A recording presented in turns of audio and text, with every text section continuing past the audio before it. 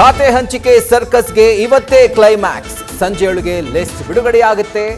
ಮುಖ್ಯಮಂತ್ರಿ ಡಿಕೆ ಶಿವಕುಮಾರ್ರಿಂದಲೇ ಅಧಿಕೃತ ಮಾಹಿತಿ.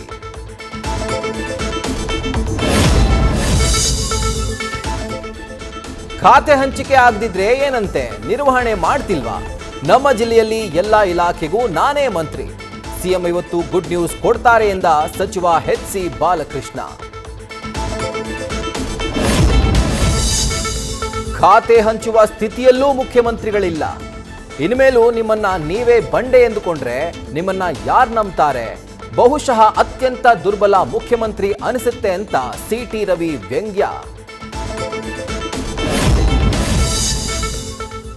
ರೈತರ ಹಿತ ಕಾಪಾಡಬೇಕು, ಕೋರ್ಟ್ ಆದೇಶವನ್ನು ಪಾಲಿಸಬೇಕು. ನೀರಾವರಿ ಸಚಿವರ ಜೊತೆಗೆ ಚರ್ಚಿಸಿ ತೀರ್ಮಾನ ಮಾಡ್ತೀವಿ.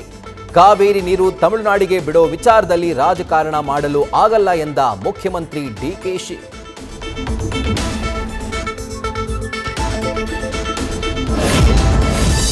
ಬಸ್ ಚಕ್ರಕ್ಕೆ ಸಿಲುಕಿ 2 ವರ್ಷದ ಮಗು ಸಾವು. ಧಾರವಾಡದ ಹುಲಿಕೇರಿ ಗ್ರಾಮದಲ್ಲಿ ಅವಘಡ.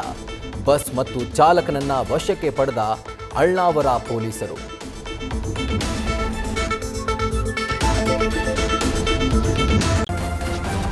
ನ್ಯೂಸ್ ಫಸ್ಟ್, ನಿರ್ಭೀತಿಯಿಂದ ನಿಮ್ಮ ಪರವಾಗಿ.